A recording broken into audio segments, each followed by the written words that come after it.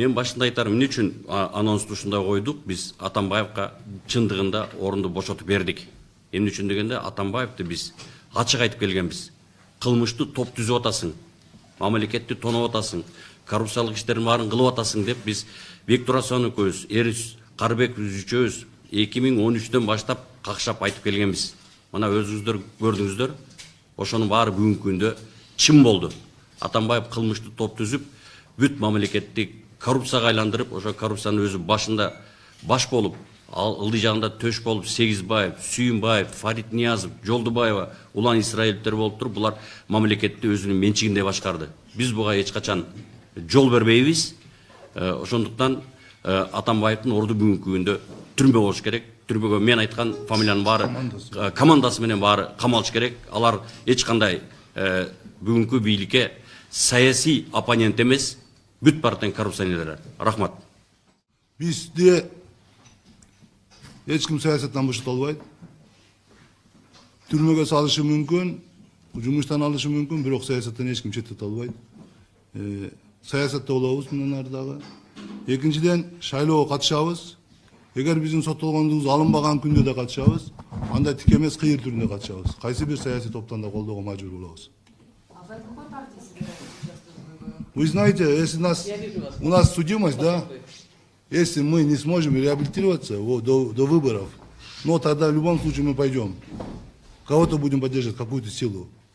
Ну, в любом случае прогрессивных, да, есть прогрессивных сил. Спасибо. Ваш вопрос потом вы. Вот вопрос девушки, потом вы. Насколько вы поддерживаете политику вот нынешней партии? Сіздер бұл суроомундай да, биз буга чейин Акаев, Бакиев, Атамбаевдин заманы бул жалганчылыктын жана уурулуктун доору болду деп койсок. Эпоха лжи и воровства болду да. Бийлик бүгүнкү бийлик, Сооронбай Жээнбеков, ушул жаңы доорду башташ керек. Биздин оюбузча кадамдар жакшы, коррупцияга каршы күрөшүү биз Бакиевден күткөнбүз 2005-жылы. 2010-жылы ушунчалык кан төгүлүп бийлик алмашты, Атамбаевден күткөнбүз. Тескерисинче ал эки киши, эки президентибиз, мурунку президенттер.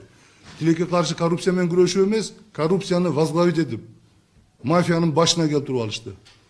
Бүгүнкү күндө биз кандай деген күнүстө дагы коррупция менен күрөш бар, алдыга жылуулар бар, биз бул жагын сөзсүз түрдө колдойбуз. Бирок акырын болуп жатат, кемчиликтер бар. Менин оюмча, коррупция менен күрөшкөндө президент жалгыз эле күрөшөт да. Бүт баарыбыз Кыргызстандын эли баары коррупцияга каршы күрөшүш керек. Атамбаевдин баягы кылмыш кодексинде мындай эме бар. ОПГда баягы преступный булар ОПС. Уюшкан кылмыштуу жамаат. Бунун башында Атамбаев турат.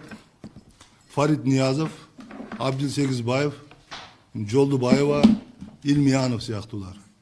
Бул кылмыштуу топ бүтүндөй кыргыз мамлекетин өзүнүн каалагандай, менчигиндей пайдаланышты.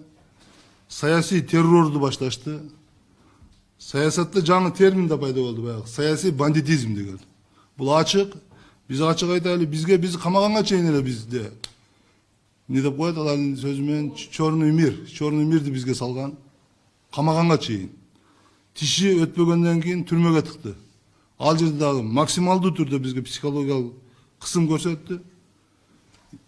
Акыры могу бийлик алмашкандан кийин деле биз, Сооронбай Шарипович бийликке келгенден кийин, где-то июнь айына чейин биз бийликтин алмашканын сезген жокпуз. Июль августтарында гана жаңы бийлик келгенин сезе баштадык.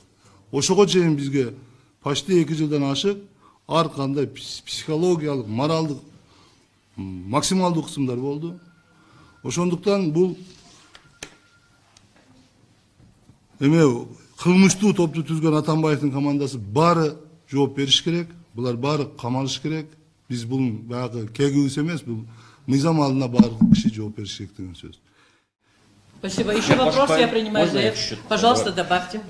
Урматтуу журналисттер, урматтуу кыргыз элибиз, бүгүнкү күндө Атамбаев ачык айтыш керек. Өзүнүн мурунку методдорун салдып, элди провокацияга түртүп жатат бүгүнкү күндө. Атамбаев бүгүнкү күндө элди, мен ачык айтам, элди провокацияга түртүп, мыйзамсыз иштерге даярданып жатат. мамлекетке дестабилизация алып келейин деп атат. Атамбаевдин ал колунан келбейт. Биз ага жол бербейбиз. Мына Атамбаевдин мындай жаман иштерди кыргыз элине суранам, урматтуу кыргызстандыктар, урматтуу кыргыз элим, Атамбаевдин сөзүнө ишенбегиле. Атамбаевдин сөзүнүн баары калп, ал ким экенин өзү мына даана тактап көрсөттү. Рахмат. На русском языке повторите то же самое. На сегодняшний день Атамбаев готовится к дестабилизации в Кыргызстане. Он везде провокационно говорит. Мы не допустим. Наше государство должно спокойство, и спокойствие должно быть. Мы Атамбаева не допустим для дестабилизации государства. Эми биз ачыгын айтсак, биздин сурообуз бүтүп чыкты биздин. Жаңы кодекске ылайык, бизде кылмыш жоктугунан кылмышка даярданды деп коймаган да. Жаңы кодексте даярдангандыгы үчүн мөөнөт 2 эсе кыскарат экен. Ошондо биздин азыркы кодекс боюнча мөөнөтүбүз 6 айдан 6 жыл 3 айга чейин болду. Болуш керек болчу да, биз 4 жыл 9 ай отуруп койдук. СИЗОдо отурган 2 жылыбыз 4 жыл, андан бери 1 жыл.